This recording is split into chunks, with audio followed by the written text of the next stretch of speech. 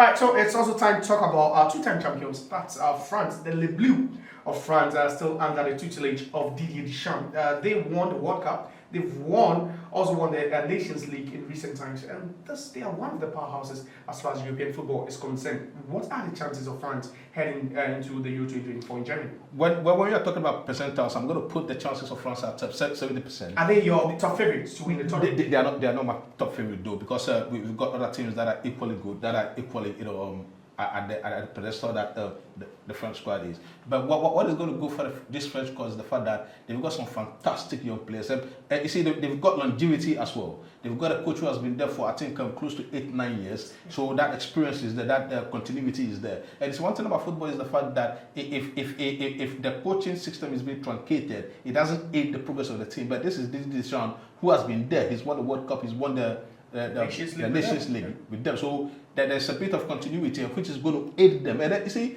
the fact that they've got the best player, and arguably the best player in the world in their squad, and then they've got Griezmann, who's had a fantastic season at Atletico Madrid. I mean, Upamecano didn't have a great season at Bayern, but on a normal day, you're never going to talk about great defenders or great centre backs without mentioning his name. And then you got what's the name?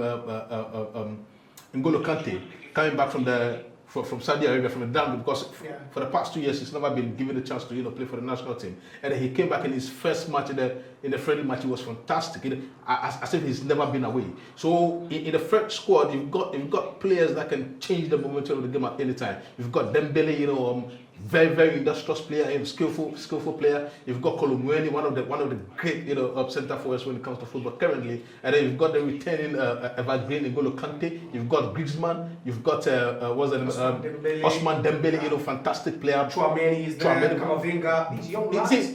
That's what I'm saying. You see, what is going to aid the progress of France is the fact that Camavinga and then Chouameni have been playing together at Real Madrid. So that understanding, that telepathy, is always going to be there. But talk to me about the players that could also, help them. We've seen as a star-studded squad, the likes of Jules Koundé, you have Upamecano, Konate. These are players who play for arguably the best clubs around you. But which players should we keep our eyes on? Well, I think it's always going to be Mbappe.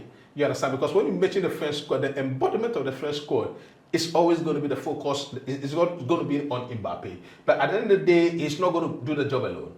I think Griezmann is going to be key cognition factor in this tournament. And then also talk about what's the name, Dembele, and then we also talk about Colomboigny, because you see, if Colomboigny comes to the party, because he has a lot of chances, but I think that the key factor that is going to differentiate what they are going to be able to do in getting to the latter stages of the game or being knocked out early is, are they going to be able to bring their experience to the fore? Because you have somebody like Olivier Giroud, who has been there, who has said it, who has won a lot of things for the national team. So if they're able to bring their experience to the fore, then I think that these 4 or 5 players that we've been able to mention are going to be key to the progress of the French national team. The last time they played in the Euros, that was hosted, or the last edition of the Euros, France were knocked out after a 3-3 draw against Switzerland.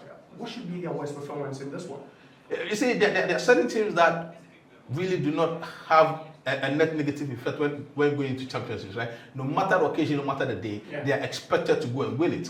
But I should say that the semi should be the target for the French national team. Should everything be equal.